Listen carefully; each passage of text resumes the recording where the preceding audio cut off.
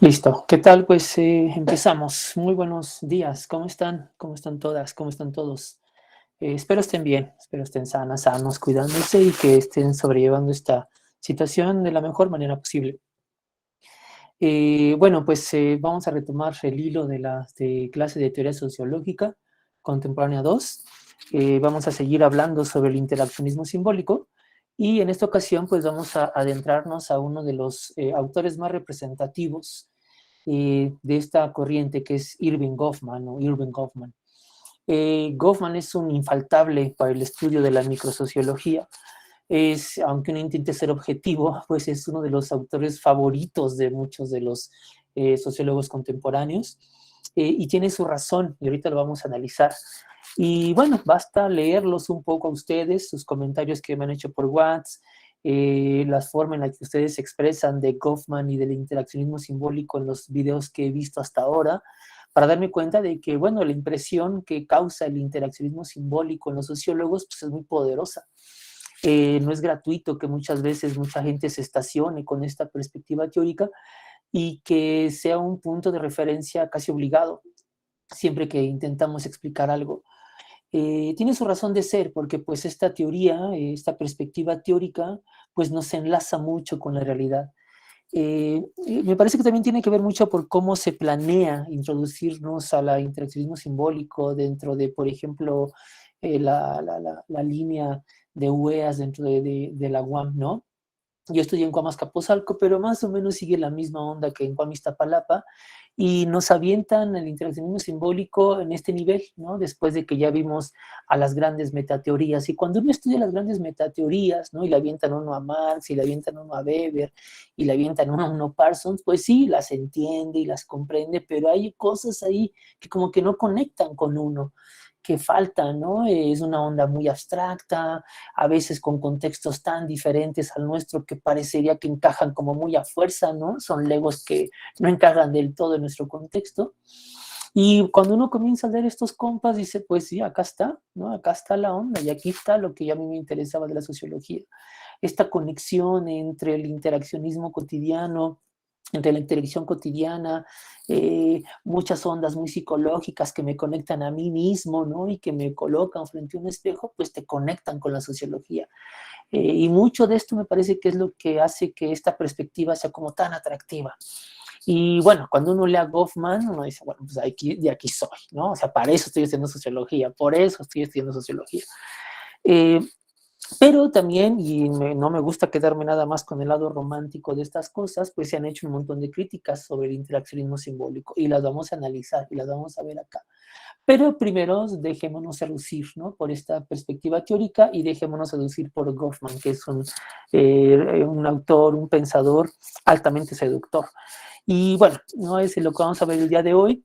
Obviamente no vamos a agotar a Goffman en una sola clase. Vamos a ver solamente, les voy a presentar una cosa muy esencial sobre Goffman, basándome mucho nada más en el texto de Jorge Galindo, del doctor Galindo, y voy a dejar la segunda parte de la clase para que ustedes participen sobre la lectura que hicieron sobre la presentación de las personas en la vida cotidiana, que me parece que es un libro que da para muchísimo, ¿no? Y sobre ese libro se han escrito mil vainas, y por lo que estoy escuchando en sus videos, pues a ustedes, ¿no? Pues les abrió una caja impresionante de cosas. Me da gusto escucharles, verles en el video, porque aparte de que es una cosa como muchísimo más fresca que estar leyendo solamente un texto donde ahí están ustedes, pero no están del todo. En un video me parece que uno puede ver muchas más vainas y analizándolo desde la perspectiva goffmaniana, pues muchísimo más enriquecedor, ¿no es cierto? Y bueno, y a través de esos videos me di cuenta de esto, de que cómo están conectando con esta perspectiva. Y bueno, pues esto es lo que a mí me interesaba, que también tuvieran ese chance, pues no hay personas que son mucho mejor hablando que escribiendo y que la misma oralidad permite a veces divagar, ir de un lado a otro, pero intentar aterrizarlo en un lugar concreto. Y ese lugar concreto se llama esto, ¿no? La sociología, la microsociología. Y esa era mi intención de este ejercicio. Hasta ahora los que he visto, no los he visto todos, pero ahí voy. Me está gustando lo que están ustedes presentando, ¿no? Bueno, entonces centrémonos a Goffman. Les tengo ya esta presentación que espero que ya se vea sobre su pantalla. que es la teoría sociológica contemporánea, Erving Goffman y la microsociología. Me voy rapidito porque me interesa mucho escucharlos a ustedes. Con Goffman, como ya les había platicado yo en sesiones anteriores, asistimos a la consolidación de la sociología de las interacciones. Es decir, lo que le interesa a Goffman, al igual que a esta perspectiva teórica, es el orden interactivo de relaciones cara a cara. Saltamos de este estudio de las grandes teorías, de la interpretación de los sistemas sociales, a la microsociología, lo que sucede en la vida cotidiana, lo que sucede en las relaciones cara a cara, donde las estructuras a veces se escapan, donde no pueden explicar lo que ahí sucede. Y este es el gran aporte y el primer gran, ¿no? El gran aporte que hace esta teoría. Visualizar, hacer visible, visibilizar, quise decir, visibilizar que en estas pequeñas interacciones, en este día a día, se encuentran grandes cosas que las metateorías dejaban de largo. Pese a que es innegable la influencia que ejercen en Goffman tanto los aportes de la primera generación de la Escuela de Chicago y de sociólogos como George Simmel, los aportes de Goffman van más allá al visibilizar las repercusiones teóricas y el acercamiento a las teorías de gran alcance, como el estructural funcionalismo. Ese es un gran aporte que hace Goffman. No se queda solamente con su microsociología o con los aportes de la microsociología, sino que siempre tiene este espejo retrovisor que está analizando cómo los marcos teóricos, como los sistemas sociales, por supuesto que también están ahí, y por supuesto que también influyen dentro de nuestras actuaciones sociales. Por tanto, si bien se separa de estas grandes metaexplicaciones, tampoco busca colocarse en un terreno intermedio. Mucho de lo que intenta hacer fallidamente, según mi perspectiva, Merton, con estas teorías de alcance intermedio. Pero tampoco busca limitar su análisis a descripciones etnográficas de determinados fenómenos, ¿no? Lo que hacen los antropólogos.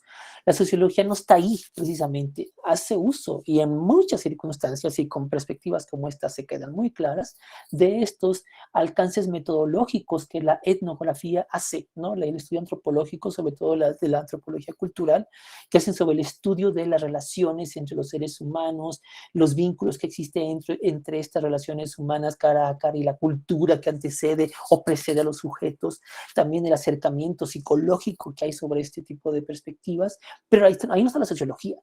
La sociología está en un piso aledaño a, ¿no? Que hace uso de estas grandes aportaciones de antropólogos como Levi-Strauss, como ¿no? Un montón, ¿no? De psicólogos como Freud y Lacan, pero no se queda ahí, la sociología está en otro espacio. Y ese es el gran aporte que hace desde mi perspectiva Goffman. Goffman nace en Toronto y tiene una larga y extraña carrera académica que finaliza con la obtención de su maestría y doctorado en la Universidad de Chicago en 1945. En 1959 publica la que es su obra más conocida y sin duda una de las aportaciones más frescas e interesantes que se hace en la sociología, que es la presentación de las personas en la vida cotidiana. Ojalá ya la hayan leído toda, si no, dense esta semana para hacerlo. Es un infaltable, como sociólogo no te puedes darte el lujo de no haber leído esta obra. En 1982, meses antes de su muerte, es nombrado presidente de la American Sociological Association. La misma historia de Goffman parece que puede ser una historia analizable desde su propia perspectiva. Es un individuo que proviene de una familia judía mercante proveniente de Ucrania, lo cual ya trae encima todo un estigma. Se ubica en una pequeña población aledaña en Alberta, ¿no? Canadá, que es una zona muy migrante, de mucha migración, y Alberta, especialmente Alberta, es una zona donde hay muchísima migración, con estudios que van desde la química hasta el periodismo, ¿no? O sea, Goffman abarca un abanico impresionante de estudios, cosa que, insisto, también como que le abre mucho a la perspectiva, ¿no? De qué es lo que se debe estudiar desde la sociología. Este asunto, su acercamiento al periodismo, le hace comprender la importancia de la información en el momento, ¿no? La información etnográfica, en el sitio. Su tesis de maestría, por otra parte, gira en torno al arte y gracias a una estancia en instituciones psiquiátricas en Washington, siguiendo un amorío por ahí, se interesa por lo que él denominará más adelante como las instituciones totales, un concepto que después retomará el gran Michel Foucault, pero que él abre, ¿no? Esta perspectiva teórica de ver qué son las instituciones totales, ¿no? Los hospitales psiquiátricos, las instituciones educativas, los institutos carcelarios o los partidos políticos como instituciones totales, que es todo un análisis, ¿no? De cómo el sistema opera sobre los individuos y hace esta conexión interesante que siempre, insisto, Goffman tiene siempre presente. Bueno, pese a su desdén por las grandes teorías, bueno, mejor dicho, Goffman tiene un gran desdén por las grandes teorías, ¿no? Las teorías de la estructura de la vida social. Apuesta por una estructura de la experiencia humana, lo que él denomina como la sociología de la interacción. Y aquí me parece que está el punto clave. ¿Qué entendemos por interacción? Y la interacción, dice Goffman, siempre tiende al orden, ¿no? La interacción humana siempre tiende al orden, no al caos. Siempre hay reglas de interacción, cosa que vamos a ver más adelante. Siempre hay rituales de interacción que tienden hacia el ordenamiento social, lo que él llama el orden de la interacción. La interacción social puede definirse en un sentido estricto como aquella que se da exclusivamente en las situaciones sociales, es decir, en la que dos o más individuos se hallan en presencia de sus respuestas físicas respectivas. Ese es un punto interesante. Siempre esperamos algo de los demás, es decir, proyectamos una experiencia física de acuerdo a nuestro rol, de acuerdo a nuestra situación, de acuerdo al contexto, etcétera, esperando una reacción del otro e interpretamos esa reacción del otro. Y en ese juego se da este orden de interacción. En el saludo, en el levantar el dedo saludando a alguien, en el levantar la cabeza cuando alguien se atraviesa con nosotros por la calle, ahora que la sonrisa no está expuesta por los cubrebocas, pues es una cosa compleja, ¿no es cierto? No saber si la otra persona está sacando la lengua o te está sonriendo. Estos rituales de interacción, ¿no? se han visibilizado más que nunca, y aún en esos pequeños momentos hay un montón de simbolizaciones analizables por la sociología. Pero para ello se requiere la copresencia física de dos agentes que intentan comunicar algo, ¿no? Este es el punto fundamental para entender este asunto del orden de la interacción. Por lo tanto, dice Goffman, las interacciones sociales no son un mero reflejo de las grandes estructuras sociales, sino son todo un ámbito de la realidad social con estructuras, comprensiones y funcionamientos propios. Y ahí está el punto de atención de Irving Goffman. En este asunto de la copresencia física de dos agentes que se intentan comunicar. Esto abre un amplísimo panorama de interpretaciones porque hay mil millones de interacciones sociales cotidianas para las cuales nos estamos preparando todo el tiempo, para las cuales sabemos cómo responder y a veces no, pero tenemos un software que a veces nos hace, hacemos uso de él para interactuar aunque no sepamos nuevos en una situación. En contextos como el que estamos atravesando ahora, ¿no? de un nuevo escenario que nos plantea y que trajo consigo la pandemia, el encierro y la nueva, o lo que se denomina como la nueva normalidad, un concepto que analizaremos más adelante, pues estas reglas de interacción cambian. Entonces, más que nunca se visibilizaron esas cosas que parecerían como dadas, como irreflexivas, como que ahí están y pareciera como que no tienen por qué ser sujetos de reflexión. Ahora, con este cambio de realidad o este cambio de contexto, se visibilizó su importancia, ¿no? El abrazo, el compartir, el saludar de cierta forma, la importancia de la cara no cubierta, en fin, ¿no? Es una cosa interesantísima. Es sui generis, como pongo acá, y presenta un sinfín de situaciones con características particulares que son propias del objeto de estudio de la sociología. Y de ahí que lance toda una serie de conceptos y de nociones como contingencia, los rituales de interacción, el simbolismo, la comunicación, reglas de interacción, la dramatización, la importancia de la situación, la distancia del rol. Si todas estas nociones, y pongo aquí unas entre muchísimas más que lanza, no solamente Goffman, sino esta corriente del interaccionismo simbólico, pero bueno, específicamente Goffman pone atención en estas nociones. Y espero que las tengan claras porque la siguiente actividad va a tener que ver con el uso y la apropiación y la experiencia que tienen con este tipo de conceptos y nociones que esas categorías analíticas que nos lanza Goffman. Que vamos a ver un poquito más adelante también cómo luego Goffman critica sus mismas nociones, ¿no? Dice, no nos casemos luego con las nociones porque luego nos atan en tantos sociólogos, ¿no? Es decir, en tantos estudiosos de la interacción social. Pero bueno, estas nociones son muy importantes para esta corriente, para esta perspectiva goffmaniana, ¿no? Son nociones que indudablemente explican un montón de contextualizaciones, que explican cómo es que funcionamos en esta interacción cara a cara y que van a servir también como parangón, ¿no? Para poder diferenciar cómo actuamos en determinadas circunstancias. Y en eso hay un montón de complicidades, ¿no? No somos los mismos todo el tiempo y no siempre utilizamos los mismos rituales de interacción, aunque cumplamos el mismo rol, por ejemplo, ¿no? No siempre no somos el mismo hijo para mamá que para papá, por ejemplo, ¿no? Ni somos el mismo hermano para un hermano que para el otro. En fin, o sea, es decir, hay un montón ahí de cosas que podemos analizar desde estas nociones goffmanianas. Bueno, Galindo nos propone varias cosas para comenzar a analizar cuáles son como un hilo conductor a través de la lectura de Goffman. Primero es entender qué es esto de la interacción, el riesgo que siempre significa la interacción.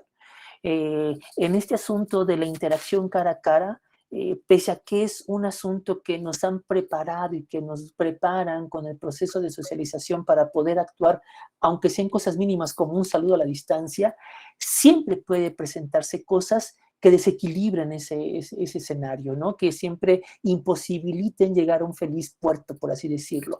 Siempre hay un reto y siempre hay que cumplir con ese rol respecto a los rituales de interacción. Ustedes esperan que yo ahora como docente tenga, ¿no? Cumpla con el rol por el cual se me ha llamado acá, ¿no?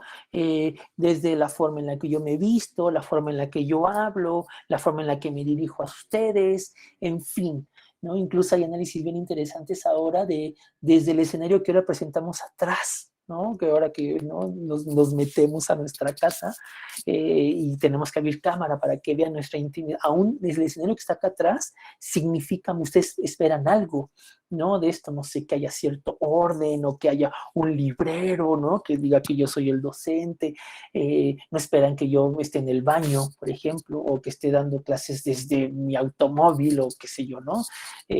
O que haya aquí, ¿no? Un ropero abierto con mi ropa y toda, no sé, ¿no? Por eso incluso las plataformas te ofrecen algunos escenarios interactivos, ¿no? Que cubran lo que tienes atrás, ¿no? Eso es bien interesante.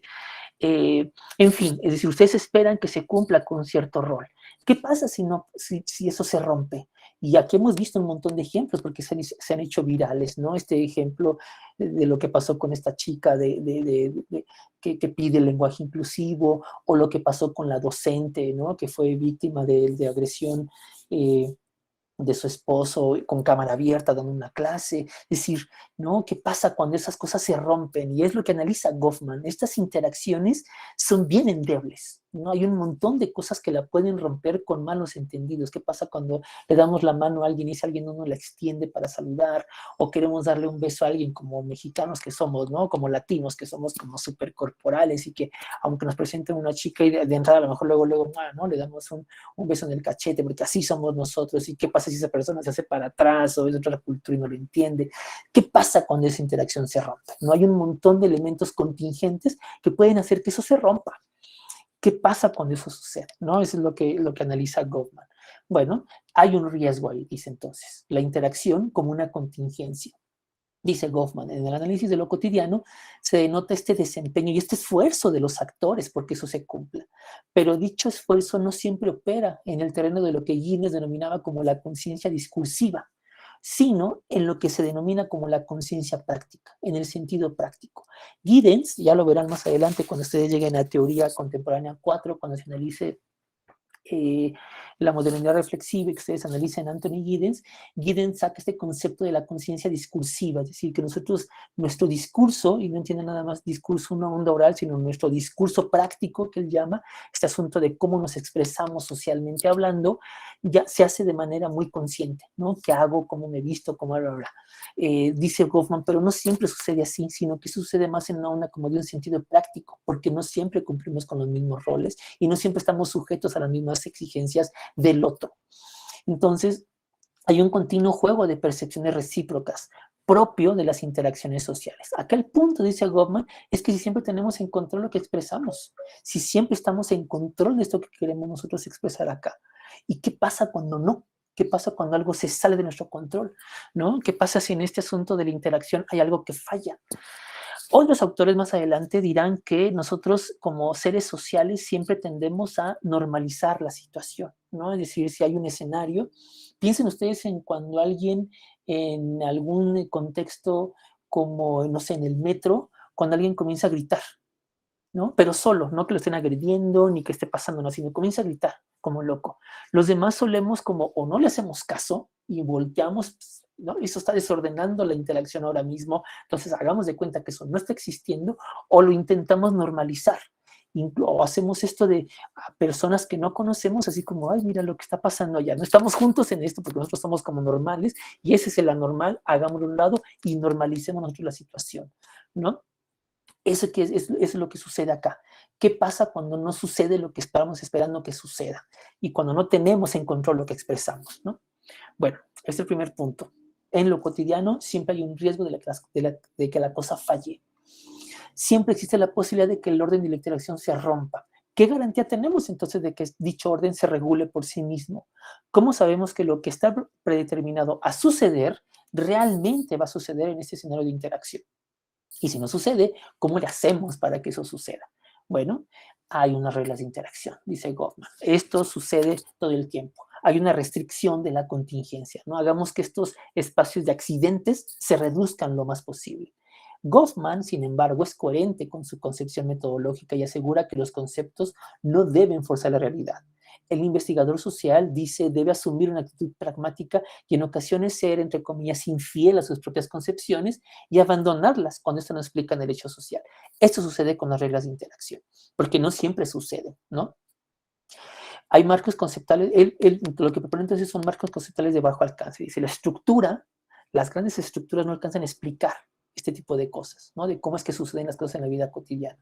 Es decir, saber qué hacer y cómo comportarse y qué hacer cuando la interacción es amenazado, no siempre sucede con las grandes interacciones, ¿no? Son los rituales de interacción.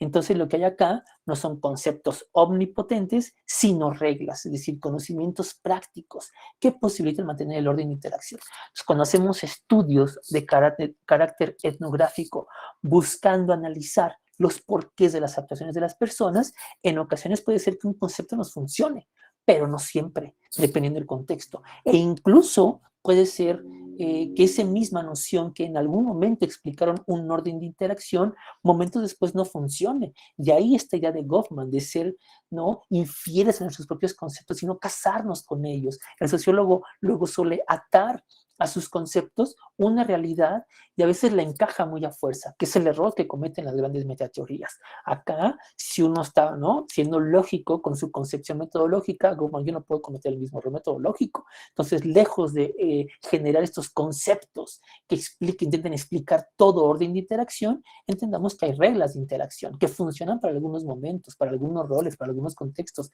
para algunos sentidos prácticos, pero no operan para toda la sociedad en su conjunto. Eso, sin embargo, siempre opera, ¿no?, para mantener este orden de interacción. Bueno, punto número 3. Estas reglas de interacción lo que generan son estos rituales de interacción, que estos estamos totalmente familiarizados con lo que Goffman nos quiere dar a entender. Eso lo va a retomar mucho, esta idea de ritual de interacción, lo va a retomar mucho, este concepto lo va a traer a constante colación en el texto de la presentación de la persona en la vida cotidiana. Estos rituales de interacción, estas antesalas y presalas, ¿no?, que no les voy a hablar mucho de eso porque seguramente ustedes me pueden hablar mucho sobre esto, ¿no? Estos escenarios que damos a la vista de los demás y estos escenarios que siempre mantenemos tras bambalinas que operan todo el tiempo, desde nuestra casa, en nuestro trabajo, con nuestros amigos, en escenarios, ¿no? Ahora, desgraciadamente, que estamos como familiarizados con el asunto de los velorios, etcétera, ¿no? Lo que sucede tras bambalinas en los velorios, lo que sucede tras bambalinas en las fiestas, lo que sucede tras bambalinas en los trabajos, ¿no? Es decir, son cosas súper interesantes y que hasta Goffman no se había analizado. Bueno, estos rituales de interacción, para analizar lo que es un ritual de interacción, Goffman propone 12 conceptos para analizar el asunto de las reglas. Hay reglas, dice Goffman, que son de carácter sustantivo, aquellas que tienen un significado en sí mismo y que haciendo, ¿no?, jalando un poco las nociones filosóficas provenientes desde, ¿no?, desde los antiguos griegos, etcétera. Él hace un estudio muy interesante sobre aquellas cosas que se denomina como respeto, por ejemplo, ¿no? Cómo entendemos el respeto en ciertos contextos sociales. Les aseguro que si ahora mismo estuviéramos en Japón, por ejemplo, dando esta clase y habláramos sobre el respeto, entenderíamos una cosa muy distinta por respeto a lo que entendemos acá en México por el respeto, o lo que entendemos por el cumplimiento de labores, o lo que entendemos por en fin, no les quiero dar como más ideas porque ahí precisamente ahí quiero que ustedes participen sobre el asunto, sobre este concepto de reglas de carácter sustantivo. ¿Qué significa? No unas reglas de carácter sustantivo, aquellas que no cambian, que en sí mismo significan cosas. A diferencia de las reglas prácticas o implícitas, que tienen más un carácter ceremonial, es decir, de momento. de comportamiento, de formas de actuar en ciertas circunstancias, de sentido práctico. Este asunto tiene que ver con cómo nos comportamos y la deferencia que hacemos de eso, cómo esperamos que los demás nos observen y cómo esperamos que los demás actúen con respecto a la situación. Esto siempre se da, ¿no? Yo, por ejemplo, y muchos de ustedes lo visibilizaban, ¿no? Me lo expresaban en sus videos, este asunto de cómo referirse al docente, por ejemplo, ¿no? Este asunto que siempre es como muy conflictivo, de le hablo de tú, le hablo de usted, ¿qué pasa si doy un pasito más allá de lo que se considera como lo normal en el trato con el docente? ¿Echo para atrás o ya no? ¿Qué pasa cuando salimos del salón de clases? ¿Seguimos siendo docente y alumno o alumna o ya cambiamos? En fin, ¿no? Este asunto de la diferencia es qué pasa con los contextos. Y ahorita que lleguemos a los marcos queda como más claro. Bueno, dice Goffman, en el cumplimiento de las reglas ceremoniales podemos observar la especificidad estructural del orden de interacción, porque en las reglas ceremoniales se denota cómo está el orden de interacción, ¿no? Ahora con este asunto de las clases virtuales, la cosa ha cambiado muchísimo con respecto a qué esperamos de nosotros, ¿no? Yo qué espero de los alumnos, en alguna ocasión se los expresaba yo acá.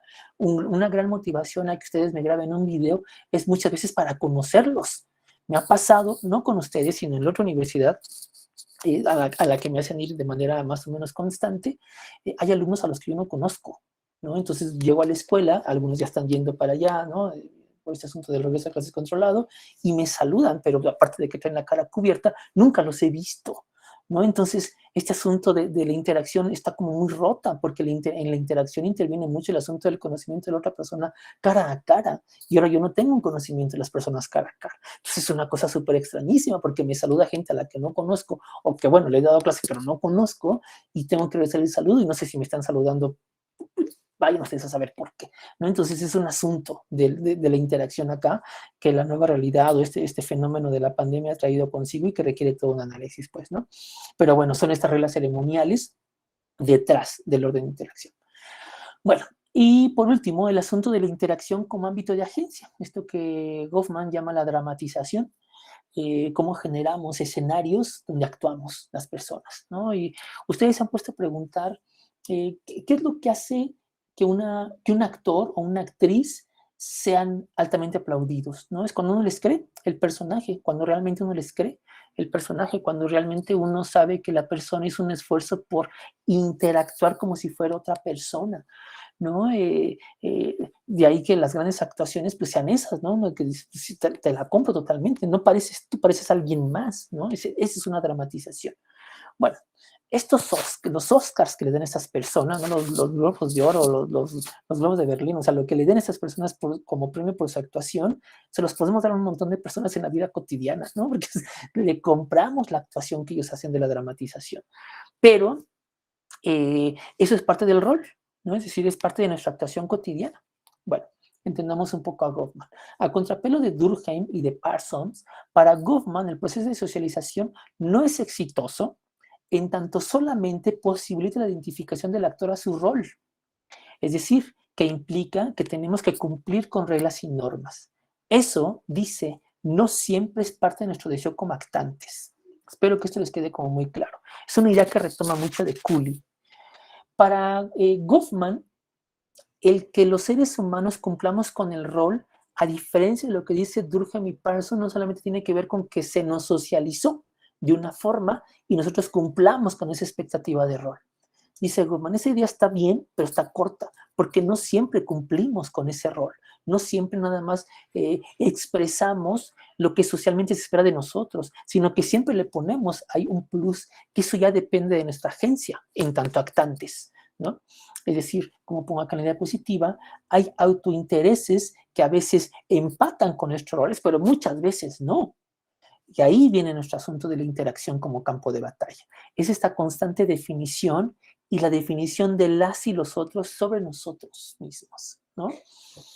Y ahí pónganse ustedes como ejemplo. ¿no? Ustedes pueden ser el mejor ejemplo de ustedes mismos. Los roles a los cuales se les ha asignado en la vida, como hijos, como pareja, como estudiantes, como, no sé si practican algún deporte, como deportistas, no sé si ustedes pertenecen a alguna asociación religiosa, en tanto los seguidores religiosos, si pertenecen a un ¿no? club social, no sé, si son actrices o actores, si pertenecen a algo de arte, es decir, en cada rol que nosotros estamos expresando un rol que está lleno de características, de singularidades, de sentidos, de expectativas, en fin, ¿no? Muchas veces esto empata con lo que los demás esperan de nosotros, pero muchas veces no. De ahí la originalidad y la agencia del sujeto. Y esta parte que también rescata mucho Mead de ¿y dónde quedamos nosotros? ¿No? ¿Dónde está nuestro self? ¿Dónde está nuestro yo verdadero? El yo que nosotros le imponemos a las personas. ¿Somos simplemente repetición de los demás? ¿Somos simplemente una repetición de rol? ¿Somos simplemente una repetición del yo incorporado, ¿no? De los sujetos incorporados, de esto que llamamos sociedad, de estas reglas sociales? ¿O también hay algo de nosotros ahí que pertenece a nuestra forma de entender las cosas y que también lo incluimos en esta característica del rol, ¿no? Esto es la dramatización, finalmente, para Goffman. Y eso, al final de cuentas, tiene que ver con la forma en la que comunicamos cosas. Por acá hay una mano levantada. Omar. Sí, gracias. Bueno, precisamente esta parte, bueno, yo la, reflexioné porque se me hizo interesante, pues, de que si realmente nuestras interacciones son, digámoslo así, si de veras, bueno, es que lo que pasa es de que Goffman aborda este proceso de varias, secciones como un poco, como de que, o sea, nuestras, precisamente estas interpretaciones que hacemos tienen como que un fin, ¿no? O sea, como que un propósito específico, ¿no? Según lo menciona y es así como que, bueno, entonces, yo estoy interpretando este papel porque tengo un propósito, implícito en él de que quiero que los otros, entiendan, o reaccionen de tal forma a tal cosa que diga porque tengo ahí como que una intención, ¿no? Únicamente así, bueno, lo da a entender así como si fuera todo únicamente para fines, ¿cómo se le puede llamar? Personales únicamente, ¿no? O sea, entender la relación como algo como para sacar ventaja, ¿no? Y es así como que, bueno, bueno, es una de las tantas lecturas que se pueden hacer, ¿no? Pero, o sea, sí, por lo menos a mí me podría quizá conflictar un poco esa parte, porque a veces sí pienso en que, o sea, cuánto de lo que, bueno, cuántas de nuestras interacciones son, digámoslo así, ¿cómo se le puede llamar? Digamos que sin ese tipo de intenciones, ¿no? O sea, por el mero hecho de realmente conocer a las personas, pero no como para, ¿cómo puedo decirlo? Realmente para indagar un poco en ¿cómo lo puedo llamar?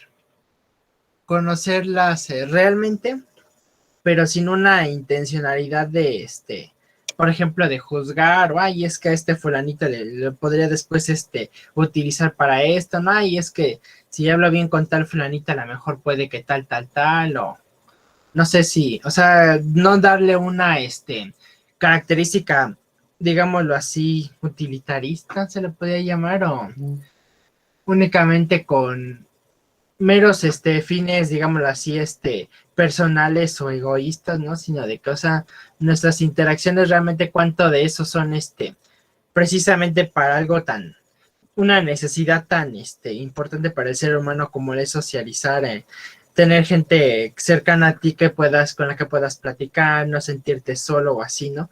Pero cuánto de eso es para realmente satisfacer esta necesidad genuina que tiene el ser humano por socializar, o cuánto es únicamente por ver a los demás como meras herramientas para obtener determinadas, para poder satisfacer determinados objetivos, digámoslo, o también para poder, ¿cómo lo puedo explicar así? Digámoslo así, ¿cuánto de eso realmente lo hacemos por únicamente cumplir esta necesidad como comento, o cuánto lo hacemos únicamente como ver a los otros como meras, como meros, o hasta como obstáculos, sí, como meros obstáculos que vencer, por decir así, para obtener para poder lograr cierta meta, ¿no? O sea, los utilizamos en casi como, como siendo una especie de estrategia para poder quitarnos de encima aquellos que nos puedan dificultar tal o cual cosa, y es por eso que tenemos que caerles bien a tal persona porque quiero cumplir tal objetivo, ¿no?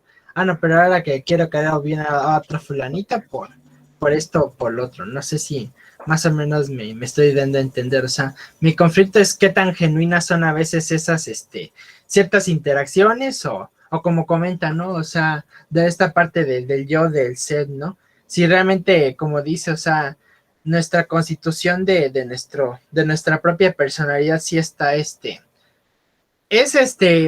una forma de satisfacer estas necesidades que, o por decir, vaya, que nuestro ser realmente es como que tratamos de realmente tener lo mejor de los demás, ¿no? No sé si es que sí tengo ahí o sea, sí es una idea muy, ¿cómo puedo decirlo así?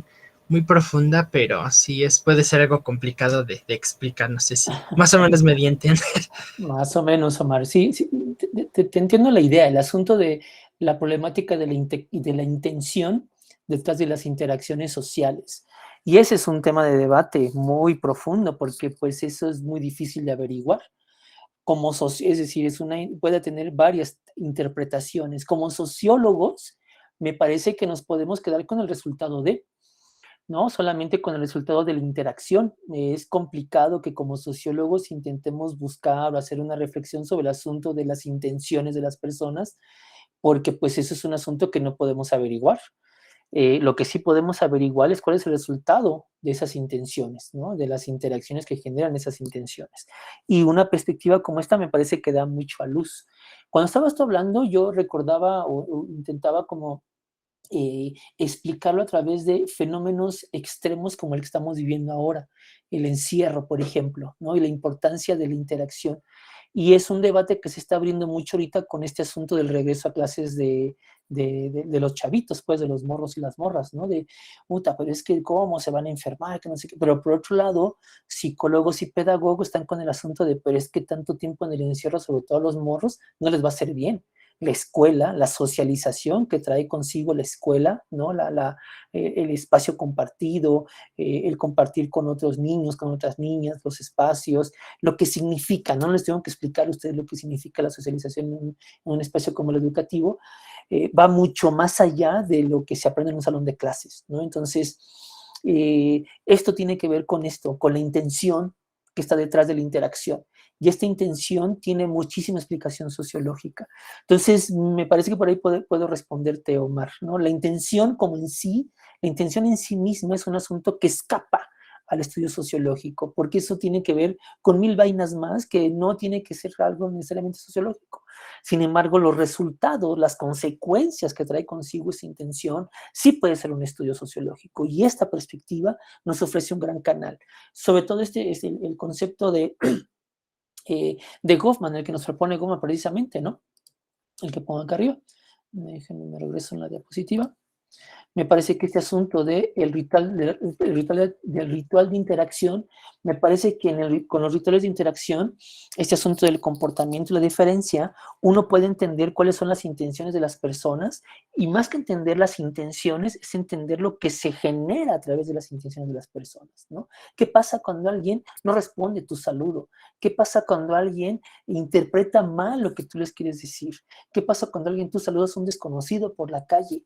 No puede ser interpretado de mil maneras. ¿Qué pasa cuando tú le hablas de tú y no de usted a alguien? ¿Qué pasa cuando tú revelas las intenciones verdaderas detrás de un equipo de trabajo? Que eso también lo analiza Goffman en la interpretación de la persona en la vida cotidiana, ¿no? ¿Qué pasa cuando, por ejemplo, en una exposición alguien suelta algo que no tenía que decir y los demás se quedan con cara como de, ya dijo este tonto esto que no tenía que decir? Es decir, detrás de los rituales de interacción uno puede interpretar las intenciones, pero sin saberlas, solamente las consecuencias de esa intención. Creo que ahí puedo darte como una respuesta, Omar. Sí, bueno, sí, más que nada es precisamente toda esta parte Pues de hecho, también por ahí mencioné un poco, bueno, por ejemplo, ahorita tenemos el tema de las redes sociales y esto se relaciona con aquello que comentan, ¿no? O sea, de que precisamente todo esto que hacemos en nuestras interacciones, por supuesto, todas estas máscaras, ahí lo menciona como estas apariencias que tratamos de transmitir, ¿no? O sea, como comenta la intencionalidad detrás de ellas, pues es como exhibir una imagen de nosotros que insisto, no, para lo que los fines se comentaba, nos puede ser a nosotros ventajosa, ¿no? O Ujú. sea, porque con esta imagen, digamos que queremos implantar en los demás, tenemos como que el fin de alguna forma, no sé si se le puede llamar así, obtener cierto, digámoslo, prestigio o estatus, por decir así, de que, o sea, las personas nos perciban como, no sé, lo puedo interpretar de varias, lo puedo decir más bien de varias maneras, o sea, nos pueden ver a lo mejor como alguien importante o alguien interesante, por ejemplo. Lo digo también en relación a los perfiles de las redes sociales, ¿no? Ujú. Queremos hacer en las redes sociales tratamos de aparentar que somos muy cultos, que somos muy listos, que somos muy generosos, caritativos, que viajamos a tal lugar, tal a cual lugar, o sea que somos personas que viajan y que conocemos muchas cosas y así, ¿no? O sea, pues, todo esto va en parte a esta teatralización, se llamaba, ¿no? De que precisamente interpretamos estos tal o cual papel, igual por lo que mencioné, porque tenemos una intención detrás de interpretar tal o cual papel. Ujú. Y precisamente aquí el conflicto es de que, o sea, si hacer las cosas de esa manera, realmente, pues sí, precisamente si esa, intencionalidad que tenemos realmente nos va a llevar a un buen resultado o por el contrario, estar falseando la imagen que nosotros, que tenemos hasta de nosotros mismos solamente nos puede traer más problemas a posteriori. Y genera un entendido distinto al que esperamos que nosotros proyectamos, ¿no? Sí, sí, Y también de ahora, hecho menciona que sí, todo es interpretación. Hasta la exacto. imagen que nosotros creemos que le transmitimos a los demás no es realmente la imagen que ellas están captando, porque ellas Bien. están interpretándola a su modo. Y eso me conecta con lo que sigue, ¿no? Que es el asunto de cómo estos escenarios de interacción, al final de cuentas, es una onda de comunicación. Todo se reduce en asunto de comunicación. Lo que se dice, lo que se hace, ¿no? La información que nuestra habla, nuestro cuerpo, en el ejemplo que tú nos estás dando, nuestra red social, ¿no? Que es una forma de hablar y comunicarnos, transmite, ¿no? Y esa es una forma en la que los seres humanos damos una interpretación de nuestro rol. Al final de cuentas, nosotros estamos expresándonos de esa manera. Déjame continuar con la presentación, Omar, para poder también darles la participación a otros de sus compañeros. Dice Goffman también que no todo el tiempo nosotros como seres sociales estamos al pendientes de nuestro comportamiento y hay momentos en los que nos relajamos con ese asunto de estar expresándonos todo el tiempo hacia los demás. Esta metaforización teatral se detiene en algunas circunstancias, no siempre, en algunas ocasiones, y eso se los he dado como motivo de reflexión, hasta en los procesos más íntimos, hasta en los momentos de mayor relajación social, por así decirlo, donde estamos nosotros solos tal vez, donde no está nadie al pendiente de nuestro comportamiento, aún ahí, y eso sería un buen ejercicio para ustedes, está actuando, ¿no? Este ego social interpretando nuestra actuación, ¿no? Desde nosotros mismos, juzgándonos a nosotros mismos, ¿no? Bueno, es decir, si el proceso de socialización y la asunción del rol indicaría el éxito del proceso de socialización, seríamos meras reproducciones de los patrones de comportamiento estandarizado. Y no siempre funciona así. No siempre funciona así. La estandarización social no siempre nos reproduce tal cual nosotros tenemos que hacer el juego de nuestro rol, ¿no? Entonces, esta metáfora teatral, dice Goffman, no siempre está operando, pese a que nosotros sí somos personas que dependiendo del contexto, dependiendo del sentido, dependiendo del momento, fungimos un rol y expresamos como tal y esperamos respuesta de los demás, hay momentos de esta relajación, pero este comportamiento no siempre está estandarizado, ¿no? Nosotros también tenemos cierta ventana de actuación que nuestra agencia misma nos posibilita. Esta asunción del rol no siempre es una asunción en automático. Bueno, obviamente la modernización, los tiempos modernos han hecho que este asunto sea un asunto mucho más complejo. ¿no? La modernidad ha traído consigo una diversificación de funciones y sus correspondientes roles con tal magnitud que se ha hecho necesario desarrollar una multiplicidad de imágenes. Y esto con el asunto de las redes sociales queda como muy claro, pero no solamente ahí. Déjenme leo acá un asunto. Daniel social, Daniel Ramos dice que es una aprobación social totalmente, ¿no? Siempre estamos en el asunto de la espera de la aprobación social, ¿no? Del like social. Es una forma completa de decir, buscamos aprobación, porque si no la tenemos, no funcionamos por parte de la sociedad, nos quedamos relegados totalmente. En el asunto de la comunicación, lo que buscamos es una integración. Y al final de cuentas, nuestra integración, nuestro éxito en la integración tiene que ver con la conformación de la identidad, ¿no? La identidad se disuelve en múltiples identidades, lo que hace crecer la distancia entre las expectativas sociales y las expectativas individuales, dice Goffman. Muchas veces estamos más al pendiente de lo que se espera de nosotros que de lo que nosotros mismos esperamos de nosotros mismos. Y eso es un asunto muy complejo a analizar en las sociedades modernas. Y en la elección de carrera, por ejemplo, ese es un momento fundamental para entender esto. A veces estamos cumpliendo más expectativas de lo que se espera de nosotros. Este asunto de elegir una carrera que tenga lo que se denomina como éxito social o reconocimiento social, a diferencia de otras como la nuestra, que no goza de un prestigio social y que regularmente dicen de qué vas a vivir si estudias sociología, etcétera, ¿no? Como si el asunto de estudiar lo que uno quisiera no fuera por sí mismo, ¿no? Un asunto que compara ya con la expectativa, ¿no? De esta autorrealización.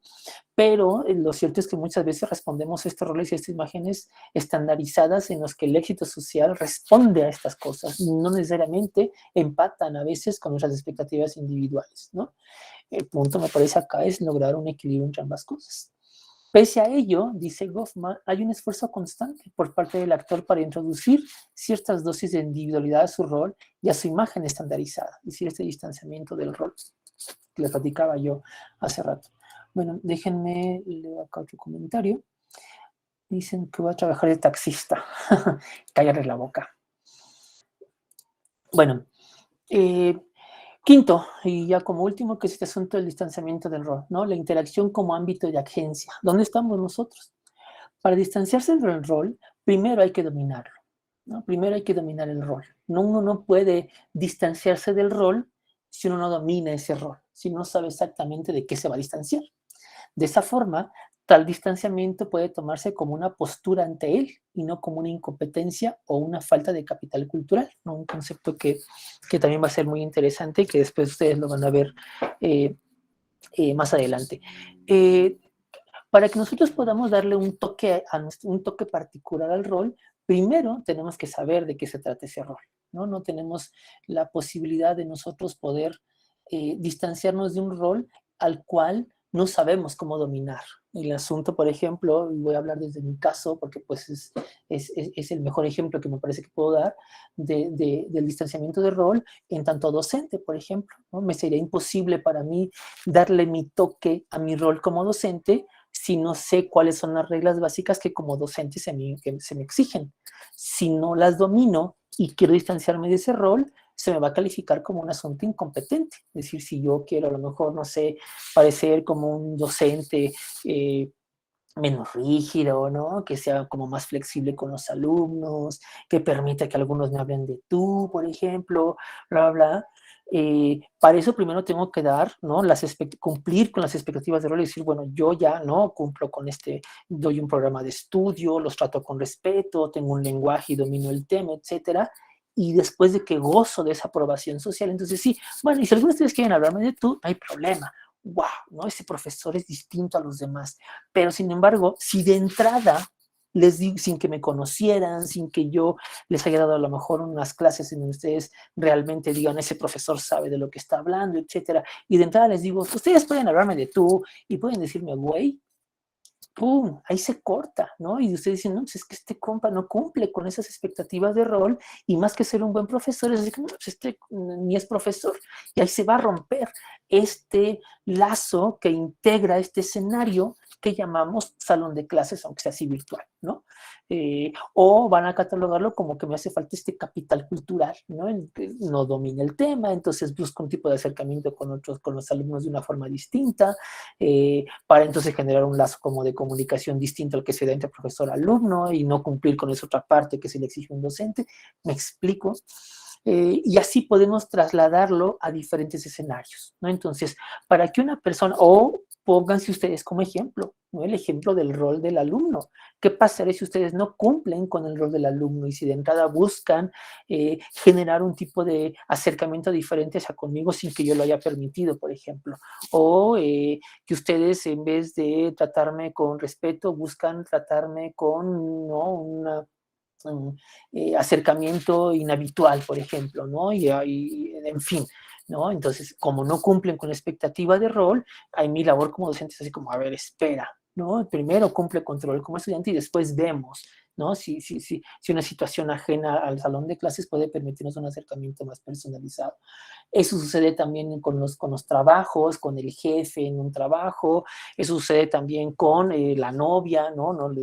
Cuando conoces a alguien y quieres hacerla tu novia, de entrada sabes que tiene, o tu novio, que de entrada sabes que hay que cumplir con ciertos procesitos ahí, ¿no? Para generarte el acercamiento con la persona, en el que vas compartiendo sentimientos, el asunto de la corporalidad, ¿no? De entrada también es un asunto que tiene que ir como fabricándose con el tiempo, etcétera, ¿no? Es decir, hay como ciertos procesos que hay que seguir para que este asunto se vaya maquinando de a poco en una relación, ya sea así, ¿no? Como la que establecemos nosotros, o en acercamientos más personales, digamos, ¿no? Como un asunto de familia. Dice Omar, es algo así como ganarse la confianza a través de la adecuada interpretación del rol. Totalmente, ¿no? Es un asunto que se va manejando. Y eso es un asunto que nos conecta con el asunto del escenario o la situación. Otro concepto que es fundamental para entender la perspectiva goffmaniana. El manejo de los escenarios o situaciones es algo que los sujetos aprendemos, dice Goffman, gracias a la existencia de marcos sociales que organizan la experiencia individual. Y con este concepto de marcos cierro. Los marcos son realidades múltiples, es decir, el análisis de lo que entendemos por marco nos conecta con este asunto de las realidades múltiples. No siempre estamos en una sola situación, por supuesto, siempre hay un montón de situaciones, incluso cumpliendo el mismo rol, insisto. Los marcos de experiencias son andamiajes estructurales que orientan la interacción, nos permiten conocer los límites de la actuación de nosotros mismos, pero también hacia afuera, los límites de los roles e inclusive tratar a un presente como un ausente y hacer de un evento un no evento, ¿no? Es decir, estos son un análisis bien interesantes que hace Kaufman, ¿no? Tratar a un presente como un ausente o hacer de un evento un no evento. Bueno, mediante estos marcos podemos establecer un contexto determinado para poder estabilizarlo en caso de una amenaza social, lo que les platicaba yo al principio, ¿no? Este asunto de la interacción social, siempre buscamos que tienda hacia el orden, no hacia el caos. El concepto de marco goffmaniano sirve como bisagra capaz de articular la estructura y la acción social. Es decir, con este concepto de marco, lo que hace Goffman es decir, bueno, pese a que los sujetos sí tenemos cierta agencia, interactuamos interpretando cosas, hacemos que nuestro rol tenga ciertas particularidades, pero siempre estamos respondiendo a una estructura.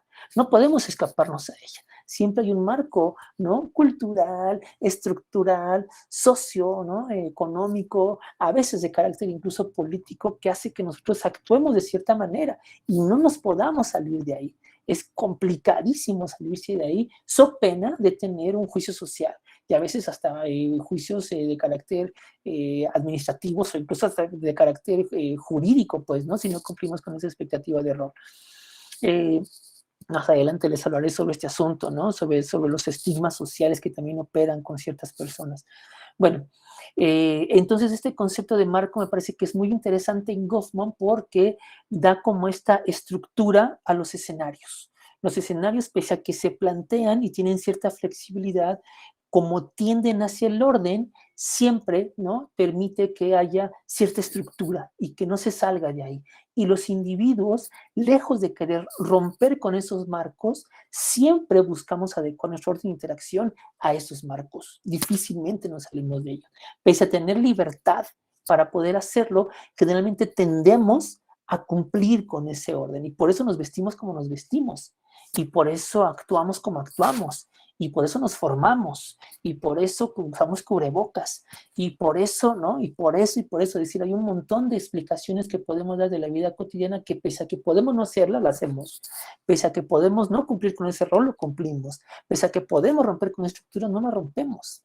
Porque este marco siempre nos indica, ¿no?, los límites. Hay personas que sí los rompen y cuando los rompen son sometidos a juicios, insisto, de diferentes como categorías, no sé cómo decirlo, ¿no? Un juicio social que a lo mejor simplemente es la reprobación, ¿no? De, ay, esa persona, mira lo que hizo, esa persona no se formó, ese no usa cubrebocas, hasta, ¿no? En algún momento se planteó al principio de la pandemia que iba a haber una pena jurídica para aquellas personas que no cumplieran con los ordenamientos de salud, pues, ¿no?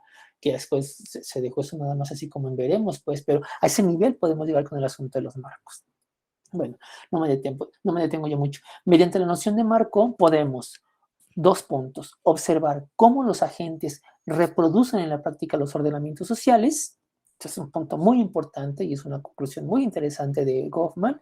Punto número 2, observar que los agentes no solo padecen las estructuras, sino que también son capaces de modificarlas, ¿no? Y ahí el análisis de los movimientos sociales. Los movimientos sociales me parece que son el mejor ejemplo que tenemos de cómo esas estructuras también se pueden romper, ¿no? Desde el movimiento hippie, por ejemplo, en los años 60, hasta los movimientos ambientalistas contemporáneos, por supuesto el asunto de las mujeres y las feministas, hasta las gentes que pelean por asuntos laborales, el de los derechos humanos, en fin, ¿no? Es decir, los movimientos sociales son estos como estándares de que el marco regulatorio tiene que transformarse, ¿no? De forma tal que estas interacciones que suceden en estos escenarios tienen que modificarse porque no alcanzan ya para explicar lo que está sucediendo, ¿no?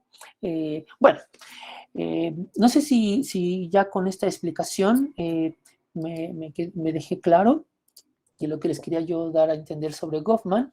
Insisto, esta solamente es una pequeña partecita de la impresionante, ¿no? El edificio conceptual que Goffman nos presenta.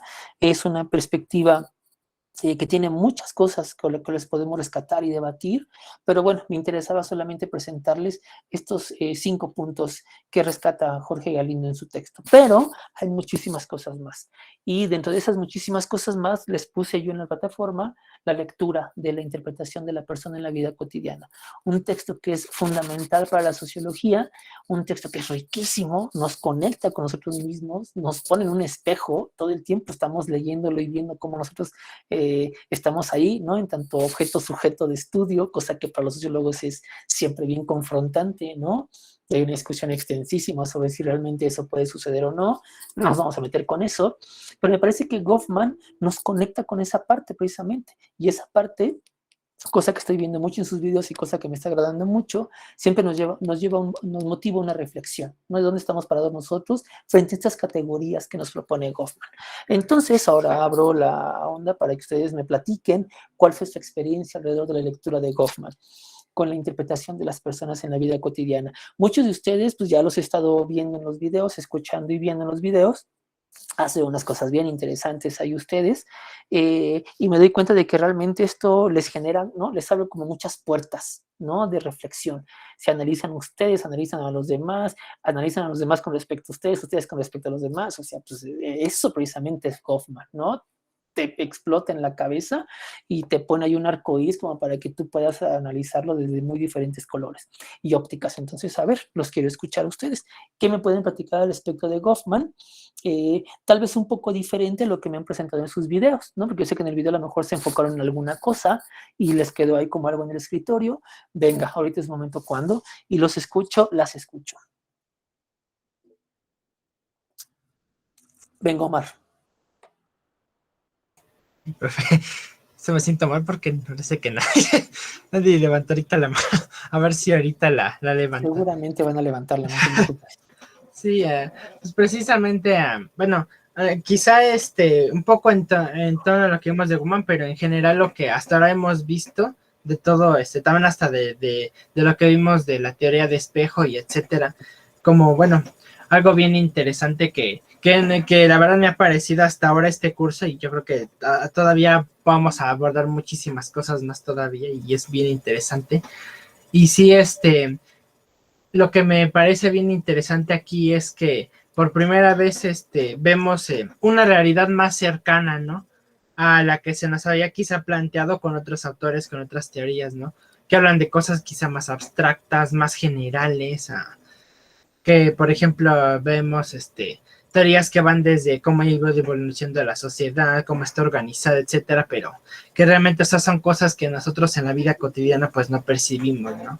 O sea, tú cuando interactúas, pues no estás pensando, ay, es que hay toda la complejidad de las estructuras sociales o de todo lo que ha pasado en la historia que nos lleva a ser como somos, como sociedad global, no. O sea, no estás necesariamente pensando en eso todo el tiempo. Más bien, precisamente, esto que plantea Goldman es algo que se acerca más realmente a lo que vivimos en la vida cotidiana, ¿no? O sea, cada una de nuestras interacciones, pues sí, efectivamente tiene un porqué, está, pues sí, cargada de ciertos simbolismos que realmente no los percibíamos conscientemente, pero están aquí también planteados. O sea, todos los símbolos que rodean esas interacciones, todas como pudimos ver, las intenciones que tenemos detrás de cada interacción, ¿no? También hasta las relaciones que tenemos con las personas, que estas relaciones están dadas, hasta lo menciona por ahí Goffman, respecto a hasta por jerarquías, ¿no? O sea, si estás hablando con tu jefe o estás hablando con una figura, como le podemos decir, figura de autoridad, pues tu comportamiento no va a ser igual que cuando hablas con un amigo. E inclusive hasta puede ser que sí se podía dar una relación así, pero como ya vimos, primero tienes que ser una persona como de confianza, ¿no? Y para eso pues tienes que dominar el rol que el jefe espera de ti, para que a lo mejor sí se pueda dar una relación más formal. Pero también menciona que hasta el lugar donde tengas esa interacción influye. Por ejemplo, en el libro mencionaba, por ejemplo, un estadio de fútbol donde dos aficionados estaban, ¿no? Y es bien interesante como, aunque el otro aficionado sea aunque el otro aficionado sea tu jefe o inclusive el jefe de alguien más, pero en ese escenario y bajo ese contexto, pues tú le puedes hablar como si fuera cualquier otra persona, ¿no? O como si fuera tu amigo, o la puedes hablar de una forma muy informal. ¿Por qué? Pues porque el contexto da para eso, el momento también, y son un montón de cuestiones que nosotros analizamos al momento de cómo encaminar nuestras interacciones.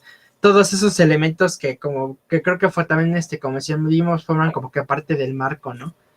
Y todo eso, analizamos todo eso para poder llevar nuestras interacciones, todas nuestras relaciones a tal o cual puerto en base a lo que analizamos de la situación, ¿no? En la que estamos dando la interacción. La riqueza, ¿no?, de la interacción social es muchísima y es un tema inagotable. Es decir, en tanto sociólogos sabemos perfectamente que las interpretaciones que le podemos dar tras la simbolización en toda interacción, bueno, es de una vastedad que estas propuestas que nos hace Goffman, los conceptos, las categorías analíticas, pues son una de miles que podemos sacar.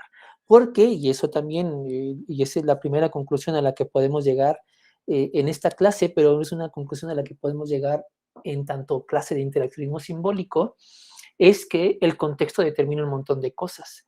Y muchas veces la interpretación que hace Goffman de sus categorías corresponde a un contexto que muchas veces no son extrapolables así de manera automática a nuestras realidades. Ahorita les voy a dejar una actividad, cosa que les platicaré en un ratito más, que tiene que ver con, bueno, ¿y eso cómo lo aplicamos en nuestros contextos?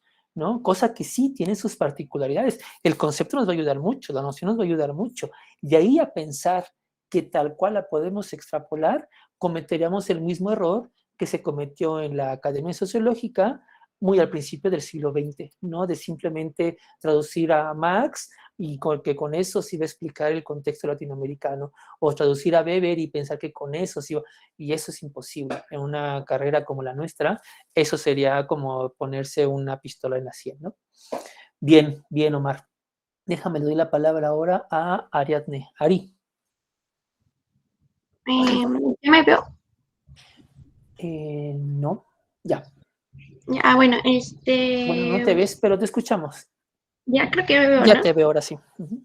Bueno, es que, más que como una participación, es como una duda, como analizando un poco la película del odio con este personaje en especial que se llama Vince. Es como una duda de, por ejemplo, él como que quería hacer un distanciamiento de rol, pero al no tener como este rol bien establecido, por eso como que hacía el ridículo, por así decirlo, Ujú. porque pues como que en la película él quería demostrar que, o sea, por ejemplo, cuando le roban la pistola al policía, quiere demostrar, ¿no? Como de que él sí sabe, el que él puede, pero pues en realidad se ve que ni siquiera sabe usar una pistola, ¿no? Entonces, aquí puede ser lo que también Goffman habla sobre el licenciamiento del rol, en que pues para saber distanciarse de esto hay que saber primero lo que corresponde con el rol. Ujú. Totalmente, ahí está. El asunto del distanciamiento del rol es una cosa bien interesante, lo del distanciamiento del rol, porque tiene que ver con esto que planteas tú y lo entendiste bien con el ejemplo, es decir, para cumplir yo con un rol, para poder distanciarme de un rol, primero tengo que cumplir con esas características. En caso de que yo no cumpla con las características e intente distanciarme del rol, se rompe lo que se espera de mí. Entonces paso como una persona que no sabe ni siquiera lo que está haciendo, ¿no? Que es el caso de Vince. Y como ese ejemplo puede haber muchísimos, ¿no? Como el que los intenté plantear yo acá. Pero fíjate que con el distanciamiento del rol también lo podemos analizar de otro sentido, y es el asunto de lo que se espera del rol, ¿no? ¿Qué pasa cuando tú llegas con una expectativa de rol a un contexto diferenciado? ¿No? Que ahora con la pandemia, por ejemplo, se va a visibilizar mucho con el asunto de los alumnos. Te explico. No sé si sea su caso, pero hay muchos alumnos que ni siquiera conocen su escuela. O sea, no saben lo que es ser universitario en su escuela. Eso me pasó el trimestre pasado con los chicos a los que les di clase en la UAM, que no conocen la UAM, ¿no? Entonces, y son alumnos de preparatoria, y ustedes saben que la diferencia entre un alumno de preparatoria, ser alumno de preparatoria, a ser alumno universitario, cambia un poco. Tiene ciertas particularidades, ¿no? Ciertas cosas como muy finas que sí hacen la diferencia entre un tipo de estudiante y otro. Pero como este asunto de la virtualidad no te permite, bueno, y muchas de esas particularidades te las ofrece el espacio físico, el estar en un espacio físico diferenciado, el trato que incluso la institución le da a los alumnos es bien diferente de prepa a universidad. Entonces, la asunción de ese nuevo rol de estudiante universitario no se asume porque no están en el espacio físico, ¿no? Entonces, eso va a ser muy interesante. Muchos alumnos que no se saben alumnos universitarios, no saben cómo actuar como alumnos universitarios. Entonces siguen pensando y se siguen comunicando conmigo y siguen subiendo tareas y siguen interactuando conmigo como si fueran alumnos de preparatoria y no como alumnos universitarios. Entonces, a un principio de la pandemia, a mí me costaba mucho trabajo entender eso de por qué, porque después dije, pues es que ellos no se saben alumnos universitarios, no han tocado la universidad y no saben lo que es, siguen actuando como alumnos de preparatoria. Entonces, mucho de este distanciamiento de rol también responde mucho a esto, ¿no? A contextos diferenciados que en fenómenos como la pandemia nos han dejado muy en claro. Yo te hablo de esto que yo conozco, pero supongo que ejemplos como este ha de haber muchísimos más, ¿no? En diferentes espacios en donde la pandemia, al ser un macroescenario nuevo en donde no sabíamos cómo comunicarnos, cómo interactuar, etcétera, pues nos va a poner ahí, ¿no? A establecer nuevos rituales de interacción. Pero así como lo entendiste, estuvo bien, Ari. Ok, gracias, profesor. Por nada. Liz, ahora sigues tú. ¿Me escucha? Sí, te escuchamos. Bueno, es que yo quería comentar el punto que Goffman menciona de las máscaras, que cada persona utiliza diversas máscaras con diversos tipos de personas, ¿no? Entonces yo quería comentar que esa máscara igual se utiliza conforme a la forma en la que las demás personas esperen que nosotros actuemos, ¿no? Porque, por ejemplo, igual hay personas que cambian su personalidad cuando están con un grupo de amigos a otro grupo de amigos. Actividades. Porque no hay como tal una personalidad, por así decirlo, que tengan ellos mismos con un solo grupo de amigos, sino que tiene varios grupos y con esos varios grupos su personalidad actúa de distinta manera. Entonces su máscara, a pesar de que sea con los mismos amigos, con cada uno tiene distinta máscara por la forma en que se espera actuar. Totalmente. Y esas máscaras, cómo se van especializando, ¿no? Y esa máscara, o sea, no es una máscara solamente facial, ¿no? Sino es una máscara corporal y es una máscara de interacción, ¿no? Que es como el asunto más complementario de Goffman. O sea, incluye lenguaje, incluye vestimenta, incluye trato hacia los demás, incluye nociones de poder, ¿no? ¿Qué pasa con los espacios, ¿no? Por ejemplo, ¿qué pasa cuando pasamos una pared y dejamos de cumplir el rol que está antes de la pared y después de la pared? Por supuesto que sí, y en esas máscaras hay un montón de cosas. E incluso lo que les mencionaba yo hace rato en el asunto de las máscaras, no somos los mismos hijos con el papá que con la mamá. O no somos el mismo papá que con un hijo que con el otro. Es decir, aun en el mismo rol, tenemos diferentes máscaras. No es que mi rol de docente sea igual aquí con ustedes que el rol que yo tengo con los otros alumnos o con un otro grupo, por ejemplo. Ustedes pueden ser un tipo de estudiantes aquí conmigo y otro tipo de estudiante con otro profesor.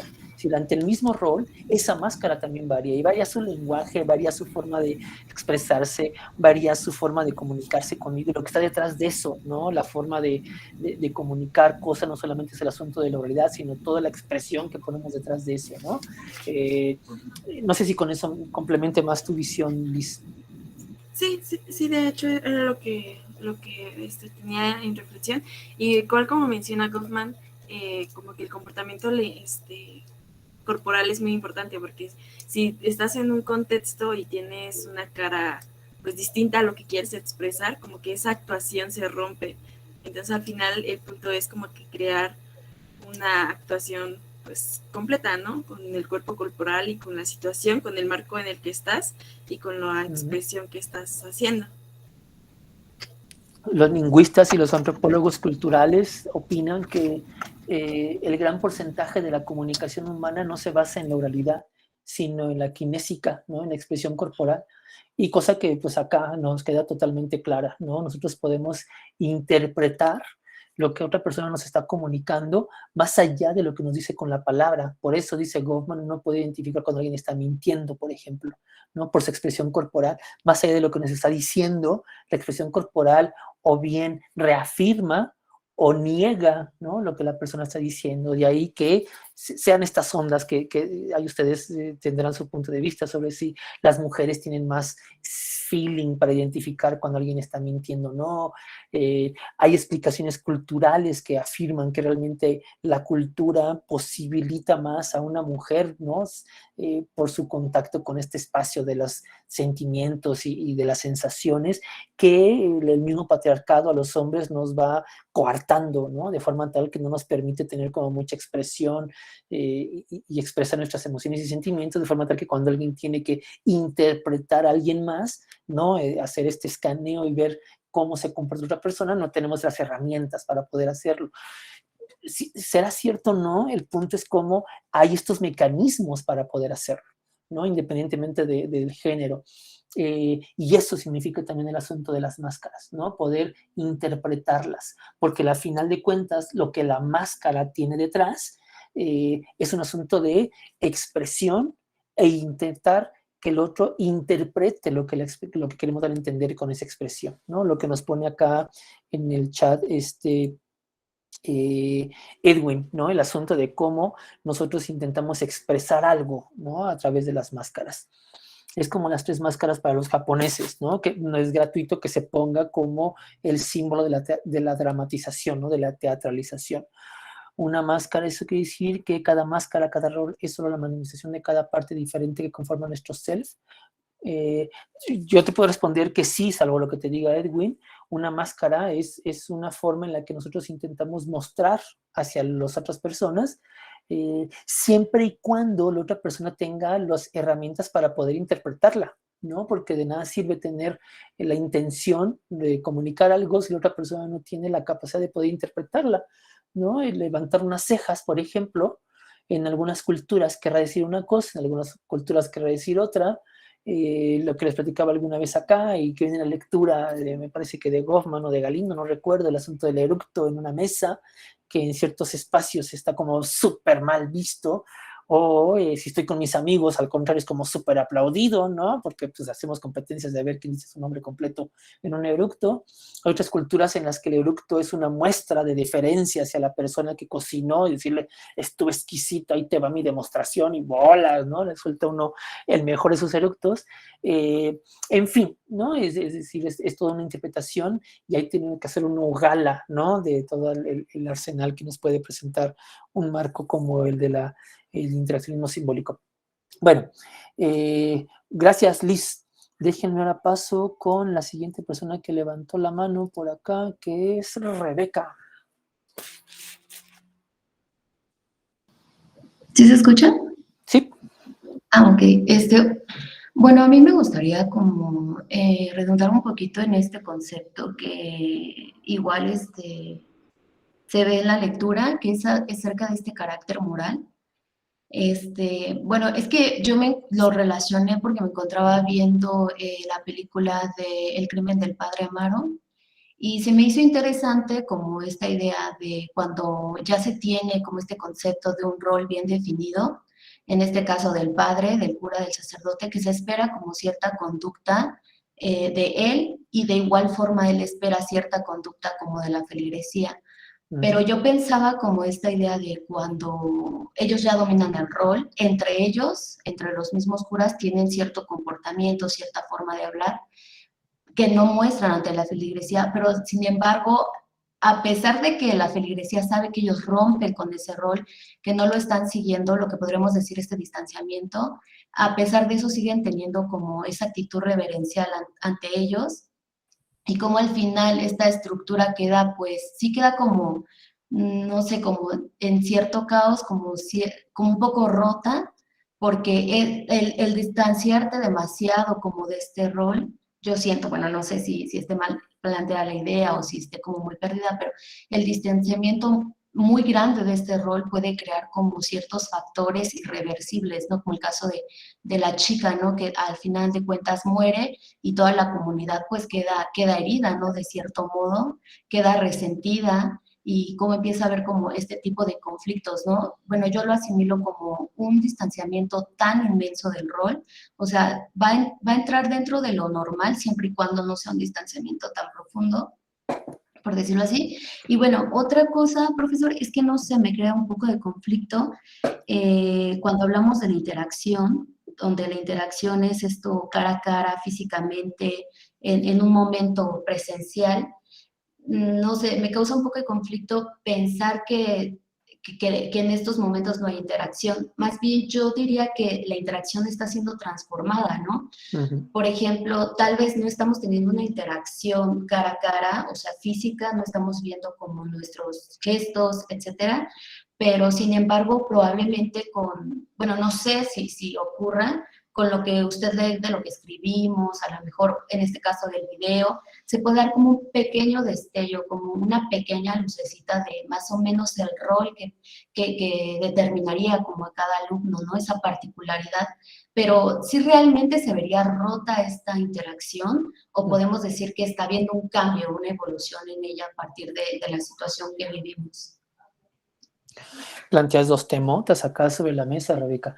El primer asunto del distanciamiento es algo bien interesante y tiene que ver con el marco, ¿no? Es decir, pese a que los seres humanos tenemos esta capacidad de agencia, ¿no? De decisión personal por ponerle como nuestro toque al rol, no podemos salirnos de cierto marco. Y ese marco no tiene por qué romperse. En tanto se rompe ese marco, ¡puf!, se rompe el rol, ¿no? Y cuando el rol se rompe, entonces uno deja de establecerse como una persona que cumple con las expectativas de rol. El ejemplo que pones, ¿no? de la película del Padre Amaro, pues sí, en cuanto el Gael García, ¿no? No cumple con las expectativas de rol que se espera de un sacerdote y comienza a hacer este juicio social alrededor de la figura del padre, pero no es un padre que goce todavía, ¿no? Del prestigio de la comunidad eclesiástica, está rompiendo con el rol. Entonces, en tanto se rompe con el rol y ya no cumple con el marco regulatorio, el rol queda fuera de la expectativa. Entonces, son personas que generalmente son juzgadas. Eso se va a ver muy claro con los análisis que hace Foucault con respecto a lo que se considera una persona sana, ¿no? O normal. Lo que hace Foucault es un análisis muy interesante de cómo se le puede catalogar a una persona como sana o insana. Cuando metemos a alguien a un sanatorio o mental porque decimos que está loco, ¿no? ¿Quién pone los límites entre la locura y lo que no lo es? Por ejemplo, ¿no? Más adelante, o si no es que ya lo vieron, Foucault habla muy clarito sobre ese asunto. Pero bueno, regresando a tu pregunta, tiene que ver con eso.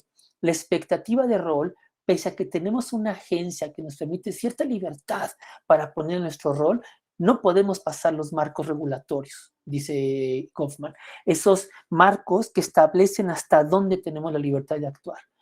Es una lástima que no tengamos posibilidad de ir al teatro, porque cuando yo doy esta clase de Goffman, los mando a ver una obra de teatro que se llama El juego que todos jugamos, del gran Alejandro Jodorowsky, del primer Jodorowsky, porque el segundo Jodorowsky ya es un Jodorowsky que se parece mucho al Coelho. El primer Jodorowsky plantea en esta obra del juego que todos jugamos precisamente un análisis súper interesante a través de una obra de teatro sobre el asunto de cómo nos marcamos los seres humanos los espacios de libertad y cómo muchas veces nos autorregulamos estos espacios de libertad, de forma tal que estos marcos que plantea Irving Goffman son muchas veces marcos autoimpuestos. Aunque muchas veces tengamos la libertad de soltar más el rol, por así decirlo, no lo hacemos. No lo hacemos. Entonces, aunque sepamos que tenemos un poquito más de chance de libertad, de poder experimentar con nuestro rol, nos autolimitamos cuando hablamos, cuando nos vestimos, cuando nos comunicamos con el resto de las personas. No va más allá, ¿no? Los seres humanos tenemos esa capacidad de autolimitarnos, ¿no? Entonces, me parece que en esta obra de teatro de Jodorowsky queda como súper en claro, pero bueno, es una lástima que no podemos ir ahorita al teatro. No sé si con eso te respondí a tu pregunta sobre el asunto de la regulación del yo. El marco regula, ¿no? El asunto de la libertad que tenemos, de la libertad del rol.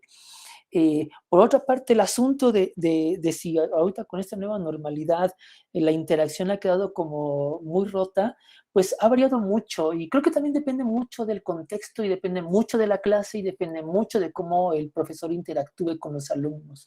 Afortunadamente, nuestra materia, nuestra área de estudio nos permite muchas formas de comunicarnos muy ricas, ¿no? Pese a que sí, no es lo mismo dar esta clase ahorita con ustedes. Yo me imagino dando esta clase en el salón, ¿no? Viéndolos ustedes a los, ¿cuántos hay acá? A los veintitantas personas que hay acá, viendo sus caras, interpretando sus rostros de si me están entendiendo, ¿no? O el que está por allá está con su celular, el que está por acá está comiendo y el que está por acá se está durmiendo, etcétera. Otros están súper atentos.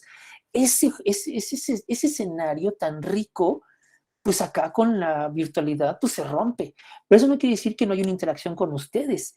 Y ahora se ha trasladado a otros escenarios, ¿no? Si estuviéramos en la presencialidad, pues difícilmente intercambiaría con ustedes, por ejemplo, mi WhatsApp. O sería bajo otras circunstancias, que no sería tan bien visto, ¿no? Así como, ay, ¿por qué tienes el WhatsApp del profesor? Bueno, ahora lo tenemos que tener, casi que forzoso, porque es la única forma en la que podemos interactuar, o una forma muy eficaz de interactuar, ¿no? Pero bueno, pero ahora como tenemos el WhatsApp, la forma en la que interactúo con ustedes también va por ahí. O con ustedes todavía no tengo ese asunto del Facebook, por ejemplo, pero muchos alumnos los tengo en el Face y es otra forma de interactuar con ustedes, ¿no? Porque ahí me conocen, pero ya vimos acá el asunto de la cara que uno presenta ante el Face, pero bueno, es una cara al final de cuentas, es una máscara, me conocen y yo los conozco a través de su Face, ¿no? Que publican, que comentan, que me comentan, si les damos like o no mutuamente. Es decir, es una forma de interactuar con ustedes. Se ha trasladado y eso va a requerir de una interpretación que yo creo que ahorita aún no dimensionamos todavía, ¿no? Estamos en ese proceso de dimensionar hasta dónde la interacción va a llegar o cómo se transformó. Ahora que regresemos a las aulas, quién sabe esta onda hasta dónde llegó en nosotros y se quedó o solamente pasó y se metió por una oreja y salió por la otra. Vayan ustedes a saber, pero me parece que no es que la interacción se haya roto, transformó escenarios, cambió modelos. Insisto, una materia como la nuestra permitió otro tipo de interacción. Imagino que hay otras materias con otros profesores, con otras personalidades que a lo mejor se volvió más parca. No hay profesores que yo entiendo que ni se vinculan con los alumnos. O sea, ahí les doy el programa, esas son las lecturas y me envían trabajos y más nada. Entonces, ahí cómo interactúas con el profesor, ¿no? En fin, o sea, hay como muchos escenarios posibles, Rebeca, que no es el ideal. A personas como a mí no nos gusta en lo absoluto. A mí me encanta la relación cara a cara y verlos, ver sus reacciones, ver si tengo que cambiar el curso, ver si voy bien o voy mal, si me comprendieron o no. A mí me interesa que aprendan los alumnos, que debatan, que lean, que me compartan sus opiniones, sus puntos de vista, sus reflexiones, en fin, ¿no? Y eso, el cara a cara es fundamental. Ahora con ese escenario es mucho más complicado, pero no quiere decir que no sea posible. Pero bueno, esa es como que mi opinión más sobre este asunto, Rebeca.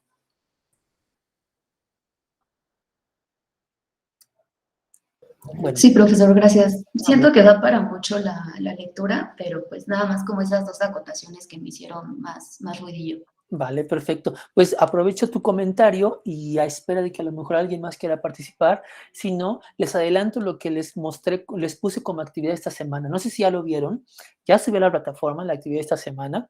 Esta semana voy a pedir que ustedes hagan un ensayo donde apliquen la metodología del interaccionismo simbólico a un estudio de caso.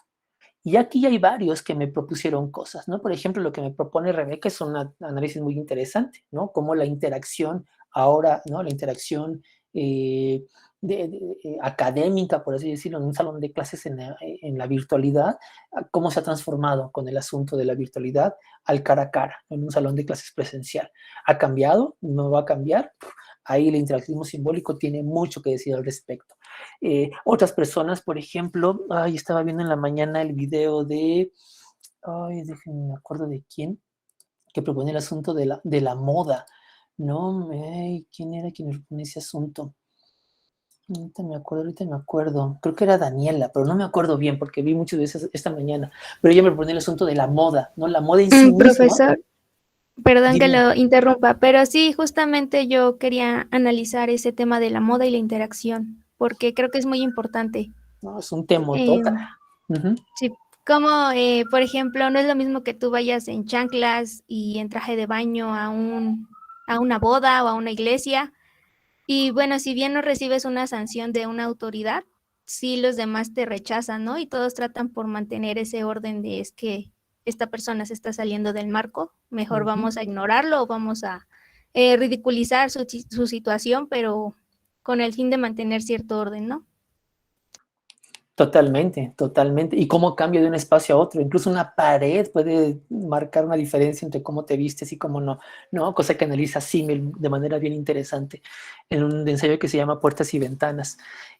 Bueno, ahí está, ¿no? Lo que propone Daniela, por ejemplo, analizar la moda, vaya que es un tema. Y eso lo atraviesa el asunto de género, totalmente, ¿no? El asunto de género es un punto a analizar bien interesante con la moda desde el interaccionismo simbólico. Entonces, ahí está otro tema. Entonces, eso es lo que les voy a pedir, que se agarren a lo mejor de alguna noción, de alguna categoría de Goffman, o no solamente de Goffman, ¿no? Ya vieron o ya vimos acá que hay mucho de Mead en Goffman, hay mucho de Cooley en Goffman, hay mucho de Cooley en Mead, es decir, son autores que constantemente se están señalando porque al final de cuentas están en una misma perspectiva teórica. Entonces, que desde esa perspectiva teórica analicen, ¿no?, un estudio de caso. Aquí ya vimos dos, pero puede haber, bueno, se me ocurren 1000 que se pueden analizar acá. Por eso me parece que es una perspectiva que, ¿no?, luego nos seduce, porque dices, no, es que aquí puedo explicar 1000 cosas, o sea, incluyéndome a mí mismo. Bueno, veo la mano de Ana Laura levantada. Ana. Pues nada más, con lo que dijo Rebe, me vino a la mente que nosotros estamos acostumbrados a la socialización por fuera y nos cambiaron completamente nos limitaron de esta socialización, pero tampoco hemos pensado que la mayoría de los niños que vivieron ahorita o que, por ejemplo, tengo un sobrino de 4 años y nunca fue a la escuela, ¿no? Entonces ahorita tiene que entrar al kinder y es muy duro para ellos enfrentar esta nueva socialización porque ellos están acostumbrados a la pantalla, ellos están acostumbrados a no tener contacto directo y eso es un punto también muy interesante. Y por otro lado también en las cárceles o lo dice precisamente Goffman, en las cárceles o en los internados, este tipo de lugares en donde no se permite una interacción fuera de, también me parece muy interesante esa interacción social que hay entre ellos, porque al contrario de nosotros que estamos acostumbrados a salir y todo, ellos están acostumbrados a estar dentro y siempre ver a las mismas personas, y no sé, me parece interesante plantear cómo es que genera esa interacción y si funciona de la misma manera que nosotros, y me pareció muy importante resaltarlo. Estoy buscando una película, déjenme ver. A ver si ahorita me acuerdo cuál es el título en español.